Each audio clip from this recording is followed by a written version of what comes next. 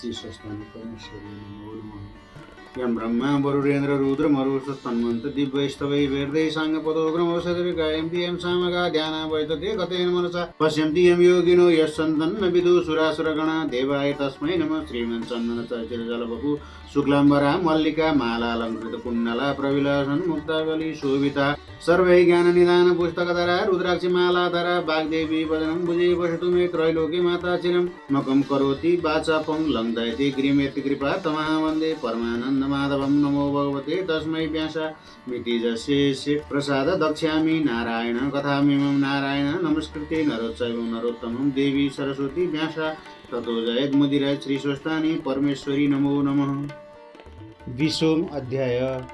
कुमारजी आज्ञा गर्नुहुन्छ, हे अगस्त्य मुनि, गोमाले भिक्षुक रूपी श्री महादेवको श्राप पाएपछि अति चिन्तित भइन् र गङ्गा स्नान गर्न गएका शिवभट्ट र सती ब्राह्मणीले स्नान गरी हरिहरको पूजा गर्दै सुवर्णादि नाना द्रव्य दान गरी घर फर्कँदा गोमालाई रोइरहेको देखेर सोधे, हे पुत्री किन रोइस्, के दुःख भयो तिमीलाई? गोमाले उत्तर दिइन्, हे माता पिता, तपाईहरू स्नान गर्नु भनी गङ्गाजी जानुभयो र म अक्षता केलाइरहेकी थिएँ। त्यसै बेलामा एक भिक्षुक आई भिक्षा मागे। मैले अक्षता केलाइसकेपछि भिक्षा दिन्छु, एक क्षण पर्खी बस भनी पर्खाइ राखेँ र अक्षता केलाइसकी भिक्षा दिन आएकी त भने, हे ब्राह्मणी बालिके, मलाई यतिका बेर पर्खाइस्, अहिले भिक्षा दिन आइस्, त्यो भिक्षा म लिन्न दिने भए तेरा माता पिताले पूजा गर्न त्यो तैँले केलाई राखेको अक्षता भिक्षा दे, मैले लिने भए यो भिक्षा लेऊ, नलिने भए अक्षता त दिने छैन भन्दा भिक्षुक रिसाई भन्न लागे, हे पापिष्ट, तैँले अहङ्कार गरी मलाई भिक्षा दिइनस्, तँलाई म श्राप दिन्छु भन्दै त 7 वर्षकी हुँदा 70 वर्षको बुढोसित विवाह होस्। तेरा माता पिताले महा कष्ट गरी सिद्धि गणेशको सेवा गरी पाएको सम्पत्तिको नाश होस्, तँलाई पनि नाना तरहको दुःख होस्। तेरा माता पिताहरू पनि चाँडै मरि जाउन् भनी डमरू बजाई श्राप गरी गए। यसो भनी गोमाले आँखाबाट आँसुको धारा बहाई रुन लागिन् र तब शिव भट्टले भने, हे पुत्री, ती भिक्षुक श्री महादेव हुन् भने मात्र तिनले दिएको श्राप लाग्छ, नत्र लाग्दैन। भिक्षुकले त्यसो भनेर नरोऊ। त्यसो भनी शिव भट्टले गोमालाई अनेक तरहले सम्झाइ बुझाइ गरे। मनमा भने दुवैलाई निकै चिन्ता लाग्यो र उनीहरूले ती श्राप दिने अवश्य पनि महादेव होलान् भनी विचार गरेर आफूहरूले गणेशको पूजा आराधना गर्दा सम्पत्ति र सन्तति पाएका थियौँ। तर अब यो श्रापले हाम्रो अवस्था बिग्रने भयो। दुवैजना एउटा कोठामा पुगेर एक आपसमा कुरा गर्दै, हामीले पुत्रीको अगाडि शोक गर्नु हुँदैन, यो भगवानको खेला, हामीले मात्र सहनु पर्छ भने। अब त्यसपछि जब गोमा 6 वर्षकी भइन् तब शिव भट्टले आफ्नी स्त्रीसित सल्लाह गरी गोमाको विवाह गर्नका निमित्त विभिन्न स्थानमा वर खोज्न ब्राह्मण पठाए। तर जगदीश्वर श्री महादेवको श्रापले गोमालाई कन्यादान लिने ब्राह्मण कसैले भेट्टाउन सकेनन् र त्यसपछि शिवभट्ट आफै जहाँ तहीँ गोमाको निम्ति वर खोज्दै हिँडे, तर आफूले भने जस्तो ब्राह्मण कहीँ पाएनन्। एक दिन घुम्दा घुम्दै गङ्गामा पुगेर त्यहाँ स्नान गर्न लागेका ब्राह्मणहरूलाई हेर्न गए। त्यहाँ पनि कुनै योग्य वर पाएनन् र हार मान्दै घर फर्की जाउँ भनी विचार गर्दा एकजना कुप्रा, कान नसुन्ने, डेरा कैला आँखा भएका, आँखी भौँ जोडिएका, दारा निस्केका, कपालको केश पाकेका, काला मुखदेखि र्याल चुइएका, 70 वर्ष उमेरका, सिलासान गरी एउटा कुनामा बसी सन्ध्या गर्न लागेका शिव शर्मा नाम गरेका बुढालाई देखेर शिव भट्टले धेरै बेरसम्म उनलाई हेरिरहेती वृद्ध ब्राह्मणले सन्ध्या गरिसकेर शिव भट्टसँग सोधे, हे ब्राह्मण देव, तिमीले मलाई धेरै बेरसम्म किन हेरिरह्यौ? तिमी को हौ? कहाँदेखि आयौ? यसरी शिव भट्टले शिव शर्माले सोधेपछि शिव भट्टले उत्तर दिए, म शिव भट्ट नाम गरेको ब्राह्मण हुँ। मेरो घरमा एकजना कन्या छिन्। कन्यादान दिन भनी ब्राह्मण खोजी हिँड्दछु, कहीँ पाइन र घर जान भनी आएको। यहाँ तिमीलाई देखेर तिमीले केही योग्य वर देखेका छौ कि सोधौँ भन्ने विचारले पर्खिरहेको हुँ। तिमी को हौ?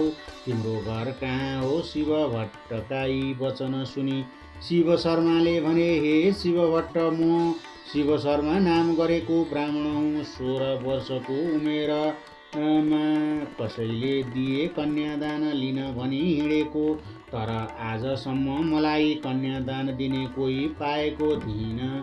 आज मेरो भाग्यले तिमीलाई पाएँ। हे पिता, अब ममाथि दया गर्नुहोस्। तपाईँकी पुत्री मलाई कृपा गर्नुहोस्। ब्राह्मण भई यो उमेरसम्म अझै मेरो विवाह भएको छैन।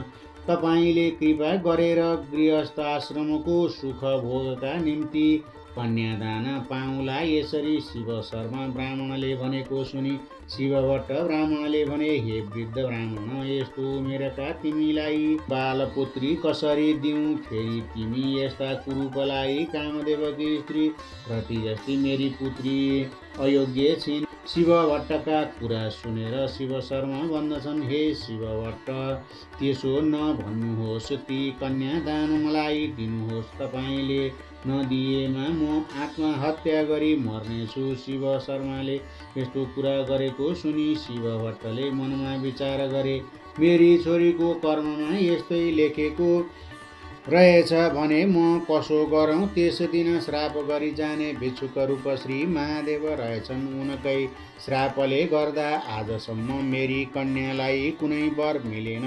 श्री महादेवको श्राप टार्न इन्द्रले सकेनन्, रावणले पनि सकेनथ्यो भने म जस्ता ब्राह्मणले कसरी सकौँला? यस्तो विचार गरी मन शान्त गराई शिव भट्टले ती शिव शर्मालाई साथमा लिई घर गएर सती ब्राह्मणीले शिव शर्मालाई साथमा लिई आफ्ना स्वामी घर आएको देखि हर्षित भइन् र फेरि साथमा आएका वृद्ध पाहुनालाई देखेर सोधिन्, हे स्वामी, कसलाई लिई आउनुभयो? शिव भट्टले भने, हे स्त्री, यी शिव शर्मा नाम गरेका ब्राह्मण हुन्। गोमालाई कन्यादान दिन भनी वर खोजी हिँडेको, कहीँ पाउन नसकी घर फर्की आउँदा यी वृद्ध गङ्गाका तीरमा बसी सन्ध्या गर्न लागेका रहेछन्। मलाई त्यहाँ गएको देखेर सन्ध्या गरिसकी छेउमा आई तिमी को हौ, कहाँदेखि आयौ भनी सोधेर मैले भनी, ब्राह्मण हुँ। मेरा घरमा एक कन्या छिन्।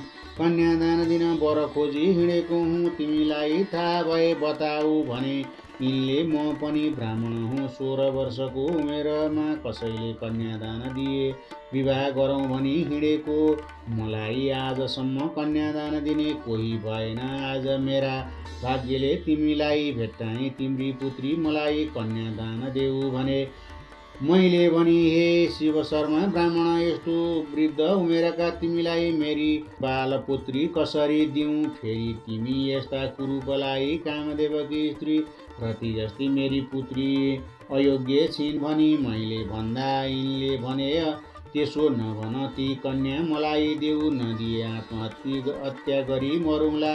मैले यिनलाई आफूसँगै लिएर आएँ। यो ठुलो अनर्थ भयो। अब ब्रह्म हत्याको पाप लिउँ कि गोमालाई कन्यादान दिउँ? आफ्ना पतिले भनेका यस्ता वचन सुनि सती ब्राह्मणीले भनिन्, हे स्वामी, यस्ता कुरा नगर्नुहोस्। त्यो कस्तो बुढो भने कान नसुन्ने, डेरो कैला आँखा भएको, आँखी भौँ जोडिएको, दारा निस्केको, केश पाकेको, मुखबाट र्याल चुहिने कालो, यस्तालाई मध्याह्न कालका सूर्य जस्तो तेज भएकी पूर्ण चन्द्र जस्तो मुख हात्तीका सुँड जस्तो, हात पाउ बाघको जस्तो कम्मर, सावित्रीका जस्ता पैताला कञ्चना जस्तो शरीर भएकी, हिँड्दा राजहंस जस्तो गमन गर्ने मिठो स्वर भएकी मेरी यस्ती पुत्रीलाई कसरी दिनु अरू कसैले कन्यादान दिएन भनेर जति आत्महत्या गरी मर्लान् के त्यो हत्या हामीलाई लाग्दछ र कदाचित लाग्दैन तपाईँलाई त्यस कुराको सन्देह भए त्यो आत्महत्या गरी मरोस् म पाप कपालमा थापी लिउँला त्यसका घुर्कीमा नडराउनुहोस् हजार ब्रह्मा हत्या लागे पनि यसलाई त मेरी छोरी दिने छैन के पृथ्वीमा अरू ब्राह्मण कोही छैनन् तपाईँले नसके भए म गई खोजी ल्याउँछु यति भनी सती ब्राह्मणीले आफ्ना स्वामी शिव भट्ट ब्राह्मणलाई भनिन् यो कुरा सुनेर शिव शर्मा ब्राह्मणले भने हे माता संसारमा बुढा पनि छन् बालका पनि छन् राम्रा पनि छन् नराम्रा पनि छन् कसैका सन्तान छैनन् कसैका छोराछोरी धेरै छन् कोही पुरुषका आफूभन्दा उमेर पाकेका स्त्री छन् कोही स्त्रीका आफूभन्दा उमेर पाकेका पुरुष छन् कसैका स्त्री छैनन् कसैका पुरुष छैनन् कोही धनी छन् कोही गरिब छन् कुमालेको चक्र झैँ घुम्दै आएको यस संसारमा बुढो कसलाई हुनु पर्दैन कसलाई मर्नु पर्दैन यस अर्थले बुझ्ने हो भने ती कन्या मलाई ल्याऊ नदिए तिमी दुवै स्त्री पुरुषलाई श्राप दिई म प्राण त्याग गर्दछु भनी आसना बाँधी प्राणवायु ब्रह्मान्द्रमा पुर्याई मर्न तयार भएर शिव शर्माको यो चाला देखेर शिवभट्ट ब्राह्मणले डराउँदै भने हे शिव शर्मा ब्राह्मण त्यसो नगर मेरी पुत्री तिमीलाई दिन्छु यति भनी बुझाई गोडा दोही माथि लगेर सती ब्राह्मणीले भने मानिनन् र शिवभट्ट ब्राह्मणले बुझाउन लागे हे स्त्री त्यस दिन श्राप दिई जाने भिक्षुक रूप श्री महादेव रहेछन् अब 33 कोटी देवता हाम्रा सहायक भई आए पनि श्राप उल्लङ्घन गर्न सक्ने छैनन् तसर्थ दैवले पारी ल्याएका कुरामा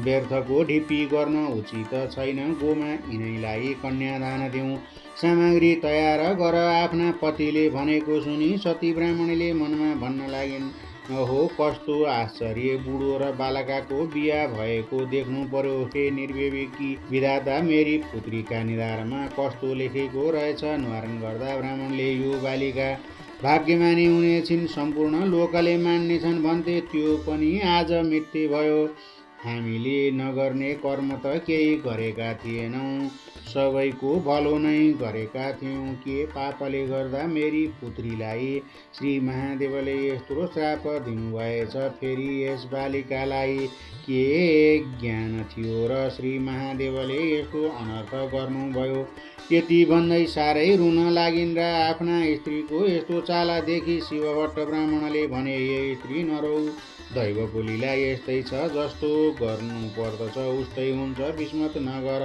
शिव शर्मा ब्राह्मणलाई खाना पिना देऊ सुत्ने ठाउँको प्रबन्ध गरिदेऊ आफ्ना पतिले यति भनेपछि ती ब्राह्मणले नाना थरीका खाना तयार गरी खाना दिई सुत्नका लागि ठाउँ खटाइदिन् र शिव शर्मा सुत्न गएपछि आफ्नी पुत्री गोमालाई बोलाएर सती ब्राह्मणीले भन्न लागिन् हे पुत्री तेरो विवाह हुन लाग्यो त्यस वृद्ध ब्राह्मणलाई कन्यादान दिन लागेका छौँ किनभने त्यस दिन तँलाई श्राप दिने भिक्षुक रूप श्री महादेव रहेछन् तैँले त्यो श्रापको भोग गर्नु पर्यो हामीलाई दोष नदिनु त पनि सुर्ता नगर तेरा कर्मले गराएको घटना टार्न कसको सामर्थ्य छ र यदि भनी आँखाबाट बलिन्द्र धारा आँसु खसाली ठुलो प्रीतिले काखमा लिन र आफ्नी माता सतीले भनेको वचन सुनि गोमा ब्राह्मणी भन्दछिन् हे माता